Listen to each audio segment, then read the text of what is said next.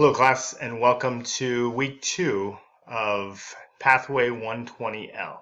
My name is Brother Anderton, and again I will be giving you weekly messages. This particular message will probably be a little longer than most. Normally they're 3 to 4 minutes. This one might be closer to 5 or 6 minutes because I want to go over a few instructions for you as we get started.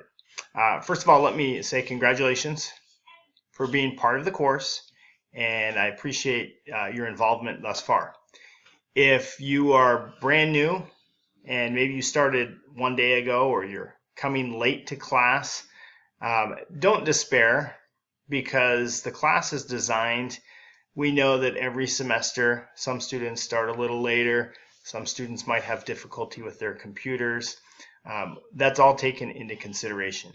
If you missed any assignments this week, the good news is you still have time to make up all of those assignments.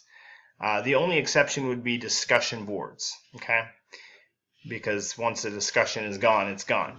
But all of the assignments that you have, you can make those up. In fact, for this first week, you're able to submit all of these assignments up until January 13th. That's Friday, this coming Friday. So please take time to do that. If you didn't get the assignments from this past week, do them this week. Also start week 2 and be up to date on those assignments.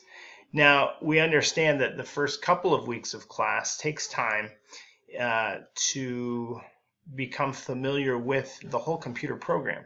So for that reason, we want to provide flexibility, and we do. We want you to try to get your assignments done on time to the best of your ability. But if you run into difficulty, please let me know, and we will try to work with you. In other words, there is flexibility this first week or two, even into week 3. So let us know if we can be of help. Let me go through a couple of announcements and some things that you need to pay attention to as you go through your gathering, as you go through the coursework this week. Let me scroll down here. And I wanted to, first of all, at your class, so as we do announcements each week, you'll see this little symbol. Just click on it, and that's how you access, obviously, this little video that I'll be giving you. So this week, as you go to your gathering, hopefully your first gathering went well for you, and you became familiar with your classmates as well as your pathway missionaries. Those are special experiences. So hopefully that continues to go well. I wanted to point out a couple announcements, I guess, things that you need to do as you go to the gathering this week. Make sure that you have talked with your missionaries. They are going to assign a lead student, someone who will lead the discussion, and that person will teach the class. Well, we say teach the class. You'll teach one another, but that person will lead the discussion, okay, and prepare accordingly. Hopefully you have that opportunity to do that. So that will be assigned this week, if it wasn't last week. You also on let's see, your mission couple will find their Thursday assignment under Institute assignments in the Thursday folder, okay? Another thing that you need to do, and this is independent from your missionary, your pathway missionaries, is this right here, your speaking partner. That's in iLearn 3. It gives you instructions. What the speaking partner assignment is you need to sign up, and once a week, you're going to meet with someone either through Skype or FaceTime. You'll meet online with that person and you'll have a conversation. And there are certain things that you'll go through together, and it's a great way to practice your English, basically. So that's what needs to be scheduled by this week. You need to have that set up. Now, I will say, because many students are trying to schedule speaking partners, sometimes it takes a little time, a day or two, but let me know if you run into difficulty and you're still waiting for your speaking partner, and we will try to help you out with that. Independent of the speaking partner assignment, and by the way, with the speaking partner, if you live in the in the United States or an area where you have access to someone who is a native English speaker, you can use that person as your speaking partner. And you do not need to go online and do that online. So that's if you're in an area where you have access to a native English speaker, you can pick your own speaking partner. Now, if you're not in an area where you have access to a native English speaker, you do need to go through the sign-up process, and they will select a speaking partner for you. Okay? Let me know if you have questions on that. Now, another assignment that you need to do or prepare for is your speaking. It's your peer. Let me. I wrote it down here. Yeah, it's your peer partner. So it's different than your speaking partner. And this is a peer assignment. So this is someone from your Thursday night gathering class.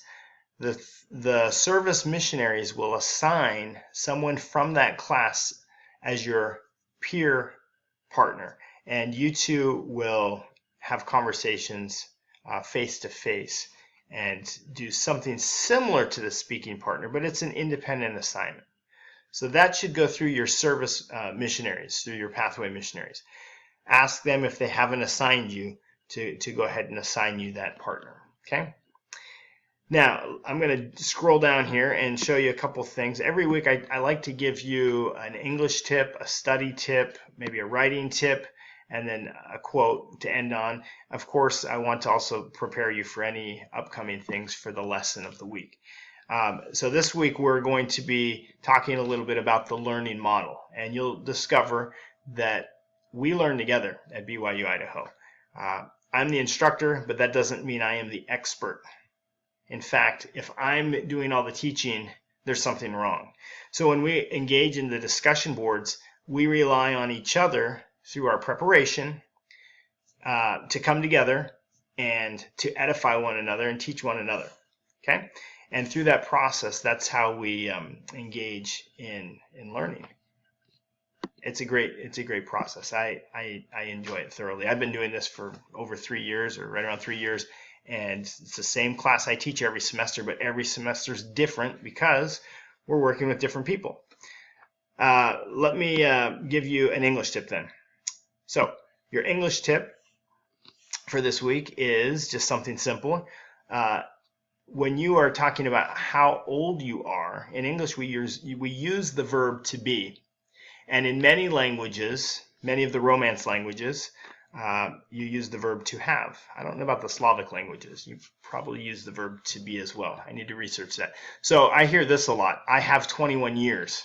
No, the correct English way to say that is I am 21 years old. Okay?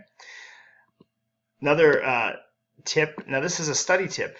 Part of this course is to prepare you academically and to help, of course, your English skills, but also to help your study skills. How do you go about preparing for class? How do you study? Are you studying effectively? So your study tip for the week is, I use an analogy here because one of my side jobs is that of a distance running coach. So I don't take my runners out the very first day of practice and say, hey, we're going to run 20 kilometers or 10 miles or 15 kilometers. I don't do that. That wouldn't be good for them if they're not used to running, and it would probably hurt people. They would get injured. It would probably discourage them because that's a difficult task to do. It just wouldn't be smart. Similarly, when you study, it's more advantageous to study in small chunks. Now maybe you study 2 hours a day or 3 hours a day. And maybe you do that in 20-minute increments or 30-minute increments, and you take a little break. Think about what works best for you.